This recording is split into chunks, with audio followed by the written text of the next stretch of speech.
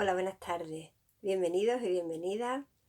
De nuevo estoy aquí con vosotros para continuar con las clases de preparación al parto que debido a la situación de confinamiento, el no poder acudir al centro de salud, a los cursillos de preparación al parto, pues estoy grabando desde aquí, desde mi casa. Con la clase de hoy voy a dar ya por terminada lo que es la clase de la fase del parto. Recordad que en clases anteriores os he estado hablando primero de la fase de borramiento, la fase de dilatación, os estuve hablando de la epidural, lo que es el expulsivo. La clase anterior os estuve hablando de cómo preparar el periné en lo que es el masaje perineal, y ya hoy terminamos la última fase del parto, que es la fase de alumbramiento. La fase de alumbramiento consiste en la salida de la placenta, porque no se considera que el parto ha finalizado hasta que la placenta no está ya fuera del útero. ¿Cuándo sale la placenta? Pues primero, una vez que salga el bebé, hay que esperar a que se desprenda. En realidad, la hora del parto, aunque estoy diciendo que el parto no finaliza hasta que no sale la placenta, la hora dice, ha parido a tal hora, sería la hora en la que ha salido el bebé, la hora del nacimiento. La hora en la que sale la placenta no se suele apuntar. Lo normal es que la placenta se desprenda sola de manera espontánea y tarde en desprenderse alrededor, pues depende, entre 5 o 10 minutos, 15 como mucho. Hay veces que tardan un poquito más, pero se considera como el límite de la normalidad hasta media hora. Hay veces que si a la media hora la placenta no se ha despegado, pues habría que hacer lo que se llama un alumbramiento instrumental. Entonces en ese caso se suele pasar a la parturienta, a quirófano, se seda un poquito y se hace un alumbramiento, pues como un legrado para despegarla. Esto se produce porque el útero tiene una serie de capas, entonces la placenta a la hora de insertarse se inserta en una capa un pelín más profunda, con lo cual a la hora de desprenderse pues no se desprende sola. Ahí la mamá que ha tenido ya a su hijo, en esa etapa del alumbramiento como que ya se queda aliviada, entonces no tiene que empujar. Ahí ya no hace falta empujar. El profesional que esté atendiendo el parto, pues bueno, sale el bebé, se le coloca encima si está bien, y hay que esperar a que se desprenda, ¿no? Y eso es así de claro. Yo recuerdo cuando estaba aprendiendo a hacer parto, que lo primero que te metían aquí en la cabeza es: no se puede tirar del cordón, porque si tú tiras del cordón umbilical sin que la placenta esté desprendida, ¿qué te vas a traer? Te vas a traer a el útero, y evidentemente no, eso no es una buena práctica obstétrica. Entonces siempre se espera a que la placenta por sí sola empiece a desprenderse. ¿Por qué empieza a desprenderse? Bueno, como dije en la clase, en una de las clases, en la primera creo, sobre la importancia de la relajación, la placenta está como enganchada en la cara interna del útero, ¿vale? Entonces, en una de esas capas, no muy profunda, una de esas capas, ¿qué ocurre? Que el útero, con sus paredes musculares, cuando sale el bebé, empieza a ponerse pequeñito, porque el útero se va adaptando a lo que hay dentro a lo que tiene dentro. A medida que va creciendo el bebé, el útero va estirando. En el momento en el que ya ha salido el bebé, pues empieza a ponerse más pequeño, porque ya no tiene esa distensión que le producía la presencia del bebé y la presencia del líquido amniótico. Ya se empieza a ponerse más pequeño. En ese proceso de ponerse más pequeño, la placenta empieza a desprenderse. Ese desprenderse de la placenta implica roturas de vasos sanguíneos que están haciendo esa comunicación entre la sangre de la madre y la sangre del bebé. Se produce ahí ese intercambio. Entonces esos vasos sanguíneos se van a romper, se van a partir, y en ese proceso de partirse se produce un mayor sangrado, y ese mayor sangrado va haciendo que se forme como una especie de bolsita, como una bolsita de sangre, que a su vez, como pesa, hace que termine de despegarse la placenta. Entonces pongo aquí así el dibujito. Pues bueno, imaginaros que este es un útero, lo pongo ya aquí, ya está con la dilatación completa, tenemos aquí la bolsa, tenemos aquí la placenta, tendríamos aquí la vagina en plan grande, el cordón umbilical y bueno, ya ha salido el bebé, ¿no? Entonces el cordón umbilical está aquí en la barriguita del bebé. Entonces las proporciones son nada más que regular, pero bueno, para que hagáis una idea, ¿no? Entonces, cuando ha salido el bebé empieza el útero a ponerse más pequeño.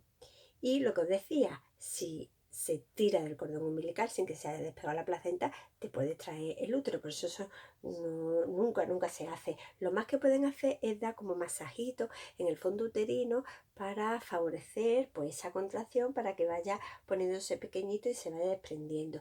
En ocasiones, pues bueno, te hacen un tacto para comprobar si la placenta está ya ahí al final de la vagina, o tira de la barriguita. Si yo tiro de la barriguita para arriba y el cordón sube, significa que está enganchado. Si al tirar de la barriguita el cordón no sube, al contrario, hay una mayor cantidad de pérdida de sangre y el cordón baja, pues eso te está indicando que ya la placenta se ha desprendido. ¿Vale? Mm, hay dos opciones a la hora de, antes de que se produzca el desprendimiento de la placenta, hay dos opciones: o cortar el cordón umbilical inmediatamente, lo que se llama el pinzamiento precoz, o cortarlo, esperar varios minutos a que deje de latir, que ese sería el pinzamiento tardío. Tradicionalmente es cierto que pues la mayoría de las veces lo que se ha hecho ha sido, sale el bebé, se pinza, se corta, entonces el bebé va con su madre y lo que quedaría sería pues eso, solamente el cordón umbilical. Por el cordón umbilical, si yo esto no lo pinzo, por aquí iría saliendo sangre. Esa sangre que sale por ese extremo del cordón que se ha cortado, esa no es sangre de la madre, esa es sangre del feto, es sangre que está dentro de la placenta. La placenta es como si fuera una esponja que está empapada en sangre. Entonces, cuando se corta el cordón umbilical, al bebé se le pone una pinza en un extremo. Eso no duele porque el cordón umbilical no está inervado, entonces no tiene sensibilidad. Es como si te cortan los pelos, te toca, eso no le duele, no lo va a notar ni la madre ni el recién nacido. Se pone aquí también una pinza, básicamente para que no se ponga todo perdido, porque si no estaría saliendo y se derramaría todo. Entonces se pone una pinza. De esta sangrecita que va a salir por ahí se va a tomar también una muestra y se va a mandar al laboratorio para analizarla y saber así qué grupo sanguíneo tiene el bebé. Si al alta en el informe te dicen tu niño es B positivo, no significa que le hayan pinchado, lo que te está dando el resultado de esa analítica que se ha hecho en el momento del nacimiento. Entonces, el pinzamiento tardío lo que favorece es que esa sangre que hay es como un extra de sangre que le pasa al bebé y que es como un depósito extra de hierro.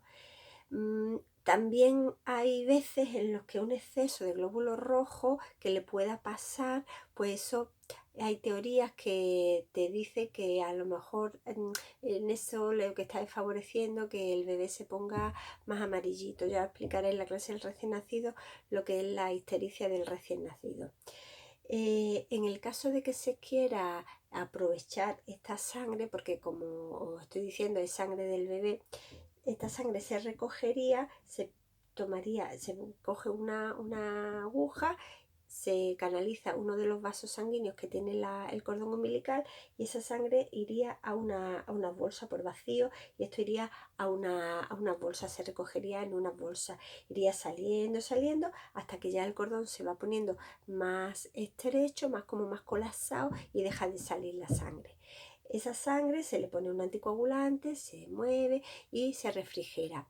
A eso es a lo que se conoce con el nombre de la donación de sangre de cordón umbilical, ¿vale? No es tanto el cordón en sí como la sangre que sale por el cordón umbilical. Como sabéis, la sangre del bebé tiene una gran cantidad de células madre, y esas son células que ayudan a regenerar distintos tipos de tejido. Entonces, pues se vio que era muy interesante el recoger esa cantidad de células madres que hay en cada placenta, para así de esa manera procesarlas, sacan un concentrado de células y se congela.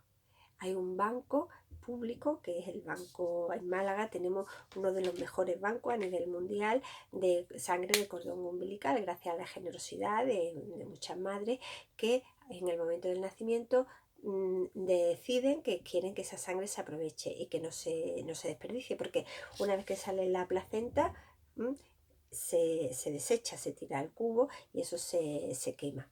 Entonces, si se quiere aprovechar esa sangre, pues habría que decirlo con antelación. Durante mucho tiempo, pues se invitaba incluso a la embarazada en el momento en el que llegaban para dar a luz, y se les ofrecía la posibilidad de hacer esa donación. Gracias a eso, pues en Málaga, como ya he dicho, tenemos una amplia cantidad de muestras de sangre de cordón congelada, sangre que tiene unos estándares de calidad muy exigentes.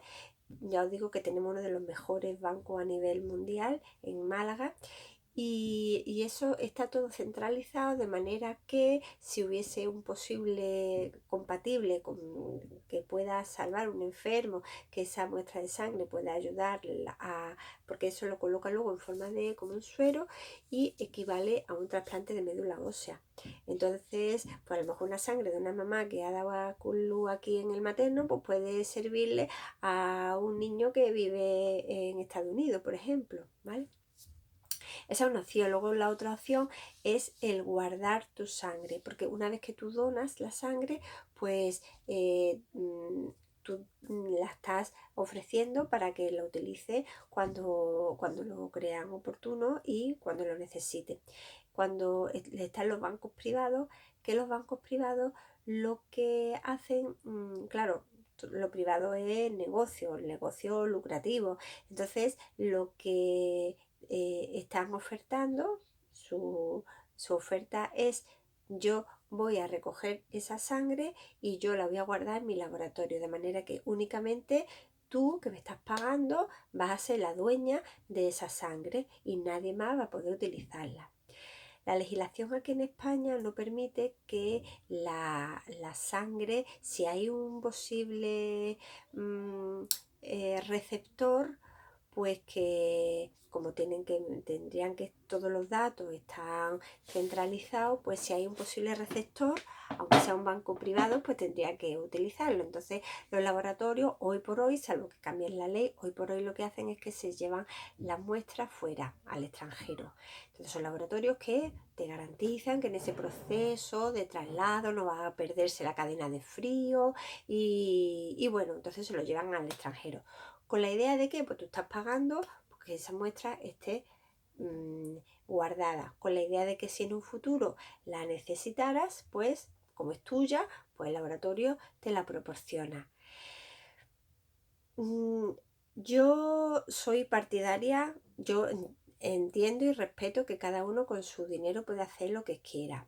Yo creo que lo más solidario, y es algo que funciona muy bien y por lo tanto creo que debemos de fomentarlo, o por lo menos yo lo fomento, es el banco público, porque creo que también es lo más solidario, que también es lo más justo, porque si cada uno se guarda su muestra solamente los que se lo pueden permitir, el banco perdería cantidad, de manera que si tienes la desgracia de que necesitas, pues no es lo mismo acudir a un banco que tiene una gran cantidad de muestras, con lo cual las probabilidades de que encuentre una que sea compatible para lo que tú necesitas son mayores que si el banco se ve mermado, porque hay mucha gente que se la ha llevado a su banco privado. Pero es que además, si una señora ha guardado la sangre del cordón umbilical de su bebé en un banco privado